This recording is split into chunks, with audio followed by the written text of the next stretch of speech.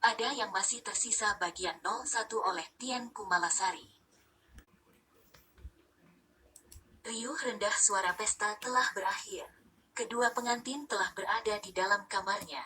Dari dalam kamar masih terdengar gelutak-gelutik orang-orang membersihkan sisa keramaian. Menumpuk kursi dan meja, kelunting gelas atau piring dan mangkok yang ditumpuk. Lalu beberapa jam kemudian menjadi senyap. Di dalam kamar pengantin itu harum bunga pengantin masih menyengat. Perlahan mereka mengganti pakaian pengantin mereka dengan baju yang sudah disediakan. Ranjang beralaskan satin lembut berwarna merah muda terhampar, bertabur bunga. Miranti duduk terpaku di tepi ranjang.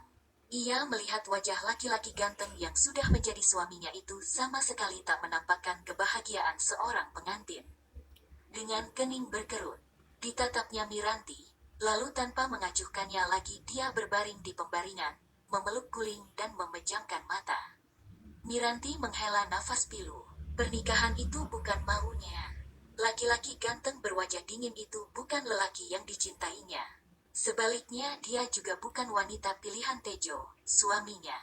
Wangi bunga yang menyeruak memenuhi seisi kamar. Bukanlah pengiring malam pengantin yang memabokkan. Suasana dingin beku karena kamar itu ber-AC, terasa amat menyakitkan.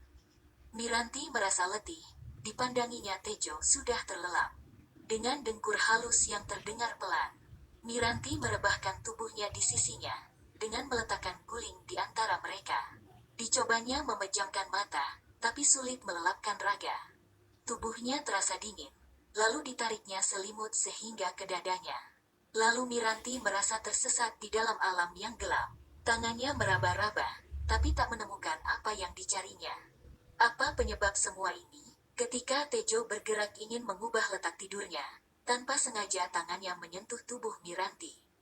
Miranti menggeser tubuhnya, tapi Tejo merasakannya. Kamu tidak usah bersikap seakan jijik bersentuhan dengan aku juga tidak mengharapkannya kok, kata Tejo sengit, lalu membalikkan tubuhnya membungkungi Miranti. Miranti menitikkan air mata. Aduhai, kehidupan seperti apa yang sedang menantiku di depan sana, bisiknya dalam hati. Nyatanya sampai pagi menjelang, Miranti belum juga berhasil memejamkan matanya. Ia melihat ke arah jam dinding. Jam 3 pagi, gumamnya lalu bangkit dari pembaringan, masuk ke kamar mandi lalu mengambil wudhu dan bersolat malam. Ada isak mengiringi doanya, ada perih mengiris-iris jantungnya. Ya Allah, tunjukkanlah padaku apa yang harus aku lakukan. Hari pertama di sebuah rumah yang diberikan sebagai hadiah perkawinan dari ayahnya. Membuat Miranti seperti memasuki sebuah tempat yang asing dan lengang. Semuanya serba ada, perabot lengkap memenuhi setiap ruang. Ruang tamu, ruang makan, dapur, kamar tidur. Tak ada yang mengecewakan, seandainya rumah tangga yang baru selangkah dijalaninya itu normal-normal saja.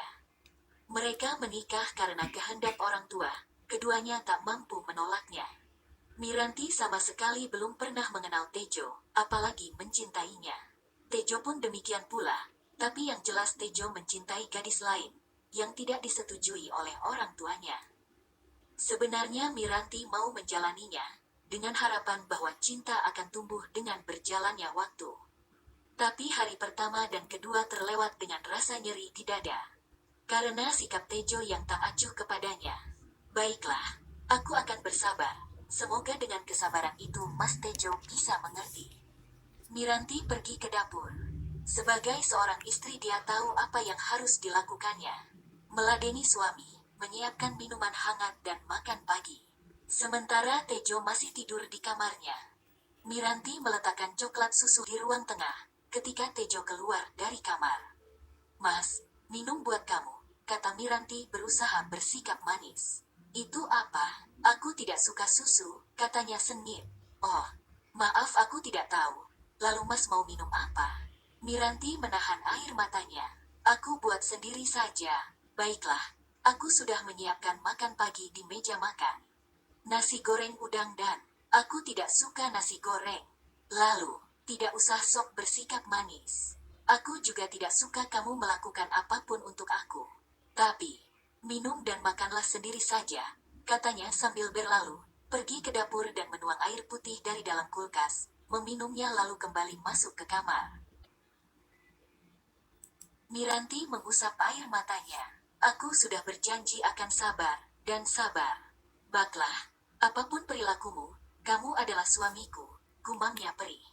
Miranti masuk ke kamar dan bermaksud merapikannya setelah Tejo bangun. Tapi ia terkejut ketika melihat Tejo keluar dari kamar mandi hanya berbalut handuk setinggi pinggang. Tubuhnya yang tegap, dan dadanya yang berbulu, membuat Miranti terpana sesaat. Oh, maaf, kamu sengaja. Kamu ingin melihat tubuhku, kata Tejo sambil bersiap membuka balutan handuknya. Miranti terkejut. Tidak, lalu ia membalikkan tubuhnya dan keluar dari kamar. Terengah Miranti menata nafasnya yang meletup-letup. Aneh bukan? Seorang istri ketakutan melihat tubuh suaminya. Tapi itulah yang terjadi. Miranti pergi ke dapur, menuang air dari dalam kulkas, membawanya ke meja makan lalu meneguknya habis.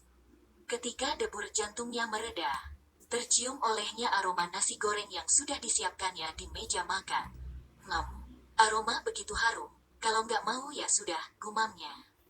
Miranti ingin membalikkan piring di depannya ketika Tejo muncul. Sudah dengan pakaian kantor yang rapi. Miranti menatapnya sekilas, dan harus diakui, Tejo memang ganteng. Miranti menelan ludahnya, tapi dia berusaha tak memperhatikannya. Tejo melihat hamparan nasi goreng dan telur ceplok di atasnya. Sesungguhnya dia mau, tapi dia terlalu sombong. Lalu dia hanya meliriknya sekilas, lalu melangkah pergi. Pintu mobil ditutup keras, dan deru mobil menjauh dari halaman, terasa seperti mengoyak batinnya. Sabar, desisnya lagi. Miranti menghela nafasnya dan membalikkan piring untuk menyantap nasi goreng buatannya. Aku tahu kamu doyan, tapi kamu malu mengakuinya. Oke, biar aku habiskan saja. Miranti selalu berkata, sabar, sabar, dan itu dijalaninya, walau hatinya berdarah-darah. Siang harinya dia memasak, tapi Tejo yang pulang malam sama sekali tak menyentuhnya. Itu pun juga diterima dengan sabar. Ketika pagi harinya dia memasak opor buat sarapan, Tejo juga tak sedikit pun menjenguknya. Miranti juga sabar, tapi malam hari itu kesabarannya hilang. Ketika Tejo membawa seorang gadis di dalam mobil, lalu ketika Tejo turun sebentar dan Miranti menanyakannya. Tejo marah bukan alang kepala. Siapa itu mas? Siapapun dia, apa peduli kamu? Mas lupa bahwa aku istri kamu. Istri apa? Kamu kan tahu bahwa aku tidak mencintai kamu. Gadis itulah yang aku cintai, bukan kamu. Maaf, tapi Tejo meninggalkannya, lalu pergi membawa gadis itu. Sabar, tapi tidak, kali itu dada Miranti terasa gemuruh. Walau tadinya tak cinta, tapi kalau suami membawa perempuan lain di mobilnya dan pergi begitu saja, ditambah kata-kata bahwa dia tak mencintainya, membuat kesabaran itu tumbang. Ia mengunci pintu dan menangis keras di dalam kamarnya.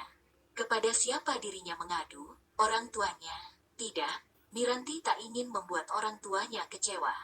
Seperti juga Tejo yang selalu berbaik-baik kepada dirinya saat orang tuanya ada. Sandiwara berdarah, kehidupan ini yang dirasakan Miranti dari hari ke hari. Istri kamu itu cantik loh mas. Mengapa kamu tidak mencoba mencintainya? Anissa, kamu kan tahu bahwa aku hanya mencintai kamu. Mana mungkin aku bisa mencintai wanita lain? Tapi dia kan istri kamu mas. Aku melakukannya karena baktiku kepada orang tua, tapi perasaanku menolaknya. Kasihan dia, Anissa. Mengapa kamu justru mengasihani dia? Bukannya mengasihani aku yang hidup bersama orang yang tidak aku cintai. Ia pernah melihat aku di dalam mobil mas, pasti dia terluka. Mana mungkin, dia juga tidak mencintai aku. Aku mendengar ketika dia berteriak, Nisa, sudahlah. Aku hanya ingin bersenang-senang bersama kamu. Jangan membawa-bawa dia dalam pertemuan ini. Atau kamu sebenarnya ingin meninggalkan aku? Mas Tejo, pasti Mas tahu bahwa aku sangat mencintai Mas Tejo. Tak usahlah hal itu ditanyakan. Kalau begitu berhentilah membicarakan tentang dia. Anissa tersenyum saat tangannya ada dalam genggaman Tejo, saat mata bertaut penuh rasa. Yang ada hanyalah bahagia. Tapi aku kok tidak percaya sih mas. Soal apa? Mas hidup serumah, tidur seranjang. Masa tidak melakukan apa-apa? Apa aku harus bersumpah supaya kamu percaya? Bagaimana kalau Mas tidak sadar? Lalu, Nisa, kan aku sudah bilang bahwa kita tidak usah membicarakan dia. Tapi sebenarnya aku ingin bertanya, akan dibawa kemana hubungan kita ini, Mas? Masa kita harus pacaran dengan sembunyi-sembunyi? Sampai kapan, Mas? Aku kan lama-lama juga menjadi tua. Nisa, aku akan mengambil kamu sebagai istri. Tapi aku sedang mencari saat yang baik. Iya, aku tahu. Karena kedua orang tua kamu tidak suka sama aku. Kan aku hanya anak orang biasa, bukan sama-sama pengusaha seperti kamu dan istri kamu. Benar, tapi saat itu pasti ada. Percayalah, apakah menunggu kalau aku sudah hamil duluan? Dan kata-kata Anissa itu menimbulkan ide di hati Tejo. Kalau Anissa mengandung, pasti ada alasan baginya untuk mengambilnya sebagai istri. Begitukah, Mas? Anissa, aku akan memikirkannya. Barangkali kamu benar. Lalu sejak malam itu Tejo selalu pulang larut, bahkan menjelang pagi. Miranti si pemilik hati sabar lama-lama membiarkannya. Miranti, jam segini suami kamu belum pulang, tanya Bu Kusumo ketika suatu sore mampir ke rumah, dan melihat Miranti duduk di teras sendirian. Belum, Ibu. Barangkali sebentar lagi, jawab Miranti sambil menyuguhkan teh hangat untuk mertuanya. Ibu melihat kantornya sudah tutup. Ibu tadi lewat sana loh. Mungkin mampir kemana, gitu Bu. Baiklah. Ibu akan menunggunya sebentar. Silahkan diminum Ibu, kata Miranti mempersilahkan. Miranti, kamu kok masih langsing? Belum ada tanda-tanda memberikan cucu untuk Ibu? Miranti menunduk. Bagaimana bisa hamil? Bersentuhan saja belum pernah. Sudah 3 bulan lebih kalian menikah, ya kan? Ibu sudah rindu menggendong cucu. Ibu sabar ya, kami, masih ingin pacaran dulu, jawab Miranti sekenanya. Walah, pacaran itu kan kerjaan anak-anak muda. Kalau kalian saling mencintai, hidup rukun dan bahagia, rasanya juga akan seperti pacaran. Dan itu tidak menghambat keinginan kalian untuk segera punya momongan. Iya, Bu. Nanti aku mau bilang sama Tejo. Hati Miranti tercekat. Bilang yang bagaimana? Nanti malah Mas Tejo marah-marah dan mengira aku yang minta, kata batin Miranti. Mereka berbincang agak lama, sementara hari mulai gelap. Kok belum pulang juga? Kemana saja anak itu? Ya sudah, Ibu pulang dulu. Ini tadi sambil beli sate ayam pesanan Bapak. Nanti Bapak kelamaan menunggu. Ini untuk kalian berdua, kata Bu Kusumo sambil menunjuk ke arah bungkusan yang sudah dari tadi diletakkannya di meja. Tidak menunggu Mas Tejo dulu, Bu? Tidak, sudah lama Ibu menunggu. Nanti Ibu telepon saja supaya dia besok mampir ke rumah. Dan sebenarnya yang mau ngomong-ngomong itu bapakmu. Jadi walaupun nanti ketemu, aku juga cuma mau bilang kalau suami kamu disuruh ketemu bapak. Begitu. Baiklah, Bu, nanti sampaikan saja. Atau kalau tidak biar aku telepon saja dia. Miranti masuk ke dalam kamarnya, membaringkan tubuhnya tanpa berharap suaminya akan pulang cepat. Kebiasaan yang sebulan ini dilakukan suaminya, yaitu pulang menjelang pagi, sama sekali tak lagi mengusik hati Miranti. Ia yakin Tejo sedang bersama perempuan itu. Yang entah siapa namanya dan seperti apa wajahnya, Miranti sama sekali tidak tahu atau tak mau tahu. Bayangan sekilas yang pernah dilihatnya di dalam mobil, tak menampakkan sebuah wajah yang jelas. Kecuali bahwa dia perempuan. Sebuah dentang pesan singkat membuat Miranti meraih ponsel yang diletakkan di meja dekat ranjangnya, dan membukanya. Miranti menatap wajah yang ada di profil Wa itu. Dan dadanya berdeguk kencang. Wajah tampan yang periang itu muncul, menampakkan sorot mata tajam yang teduh, serta bibir yang selalu mengulaskan senyum. Senyuman itu dulu selalu membuatnya merasa nyaman. Lalu dia pergi entah kemana, dan Miranti melupakannya. Kamu masih Miranti kan, Pram? Aha, ternyata masih mengenaliku. Apa kabar bidadari? Hati Miranti berdesir. Pramadi selalu memanggilnya bidadari. Dulu mereka sangat dekat, sering jalan berdua, tapi walau saling merasa suka, tak pernah mengucapkan cinta. Lalu selepas kuliah Pram tiba-tiba menghilang. Lalu sebuah emotikon berbentuk jantung berderet-deret dikirim oleh Pramadi. Pram, kamu ada di mana? Aku ada di Solo, besok ketemuan ya. Kamu ada di rumah, Pram? Aku ingin ketemu. Banyak yang ingin aku katakan sama kamu. Mengapa kamu tiba-tiba menghilang?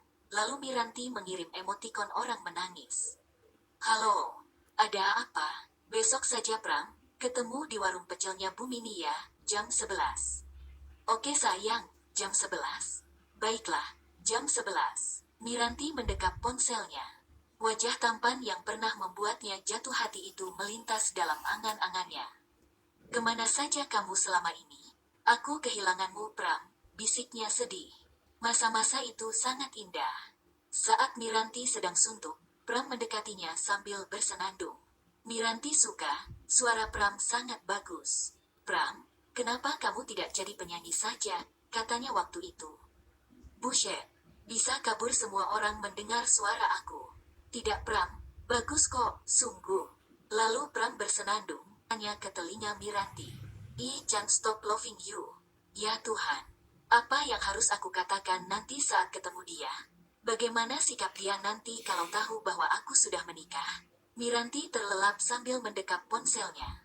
Ada senyum di bibirnya ketika Tejo yang baru datang menjelang pagi itu masuk ke kamarnya. Lalu Tejo menatap wajah polos dengan mata terpejam tapi senyuman tersungging di bibirnya. Lalu ia merasa, alangkah cantik sesungguhnya Miranti. Tejo keluar dari kamar mandi dan berganti piyama tidur. Dan ketika ia ingin membaringkan tubuhnya, tertangkap lagi wajah cantik itu.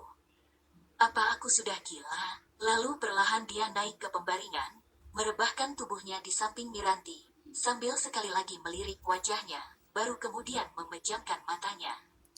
Miranti memasuki warung ketika suasana masih sepi. Belum waktunya makan siang, jadi dia bisa memilih tempat duduk yang menurutnya nyaman. Tapi tiba-tiba dilihatnya seseorang melambaikan tangannya. Berdebar Miranti menatapnya. Pramadi masih seganteng dulu. Bergegas dia mendekat dan dengan erat Pramadi memeluknya. Alangkah nyaman berada dalam pelukannya. Serasa tak ada luka dan derita yang disandangnya. Bidadariku masih seperti dulu, kata Pram sambil melepaskan pelukannya. Mereka duduk berhadapan, saling tatap dan seakan melepaskan rasa rindu. Aku kehilangan kamu Pram. Maaf cantik, banyak yang harus aku ceritakan. Pram memesan makanan kesukaannya. Nasi pecel dengan telur ceplok dan rempeyek teri. 2 porsi. Es beras kencur 2 porsi. Kamu masih ingat makanan kesukaan kamu Pram? Ingat dong, tapi begitu aku sehat, yang aku ingat hanya kamu. Kamu sakit, aku sakit, selama 3 bulan dirawat di Singapura. Ya Tuhan, kamu sakit apa? Operasi ginjal. Ginjalku tinggal 1 sekarang. Mengapa tidak memberitahu aku? Mana bisa, aku juga kehilangan kontak kamu karena tidak boleh membawa ponsel selama dirawat. Aku parah ketika itu. Pram, aku ikut prihatin. Tidak, aku sehat sekarang. Lalu aku kembali ke Solo. Hal pertama yang aku ingat adalah kamu. Ternyata kamu masih seperti dulu. Kamu masih bidadari cantikku. Miranti menunduk sedih. Hei, senyum dong. Ada apa nih? Ketika pesanan mereka datang, keduanya melahap makanannya dengan nikmat. Miranti sedang mengurai kata-kata untuk mengatakan keadaan sebenarnya tentang dirinya. Sekarang katakan, mengapa kamu tampak sedih? Apa kamu mau aku menyanyikan sebuah lagu? Tiba-tiba sepasang anak muda memasuki warung itu. Jantung Miranti hampir copot ketika mengetahui pasangan itu. Tejo dan seorang wanita. Dilanjut ada yang masih tersisa bagian 02 ya.